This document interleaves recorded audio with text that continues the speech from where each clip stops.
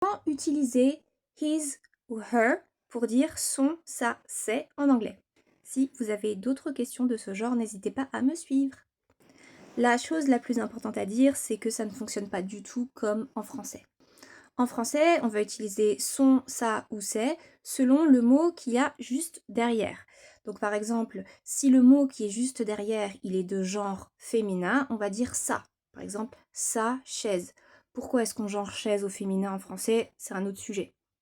Ou alors on va dire sa sœur, parce que sœur est genré au féminin. Si c'est au masculin, si la chose qui est derrière, elle est masculine, on va dire son. Donc, par exemple, son cahier, son frère. Et s'il y a quelque chose de pluriel derrière, donc par exemple ses chaussures, on va dire ses. Donc toujours par rapport à ce qu'il y a derrière. Alors qu'en anglais, ça ne fonctionne pas du tout comme ça. En anglais, ce qui va déterminer qu'on utilise his ou her, c'est est-ce que le possesseur, entre guillemets, donc la personne qui possède la chose, donc ça peut être possession d'un objet, sa chemise, possession d'un être humain, c'est un peu bizarre de dire ça, mais par exemple son frère, genre on possède le frère. Est-ce que ce possesseur est féminin ou masculin? Si le possesseur est féminin, c'est-à-dire si la personne qui possède la chose est une femme ou une fille, on va utiliser her. Peu importe ce qu'il y a derrière. Donc on va dire son chien. Si on parle d'une femme, c'est une femme qui possède un chien, on va dire her dog. Si on parle de une télé, donc en français c'est féminin, une télé, en anglais peu importe. En fait, ce qui est important, c'est la personne qui possède, c'est une femme. Donc on va dire her TV. Et on va faire la même chose si ce qui est possédé est pluriel. Ses chaussures, her shoes. Par contre, il faudra mettre un S pour bien notifier qu'il y a plusieurs. Donc finalement, c'est un petit peu plus facile, mais il faut penser à l'envers.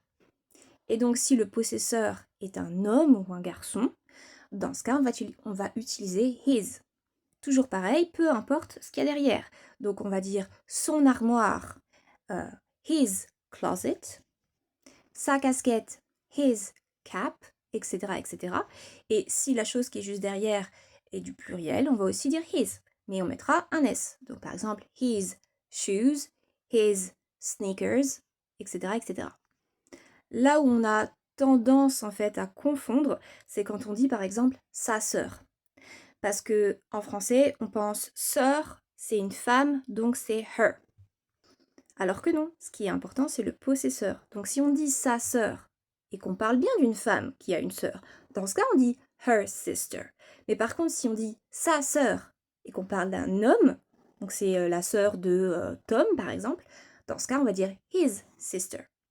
Et si on veut dire ses sœurs, avec un S pluriel, his ou her sisters, selon que la personne dont on parle, le possesseur, est un homme ou une femme.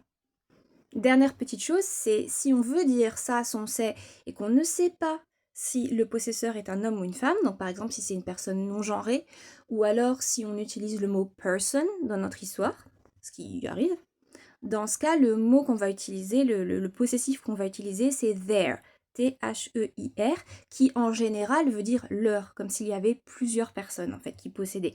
Là non, en fait il n'y aura qu'une seule personne, mais on va quand même utiliser their pour signifier qu'on n'a pas le genre. J'espère que c'est plus clair. À plus!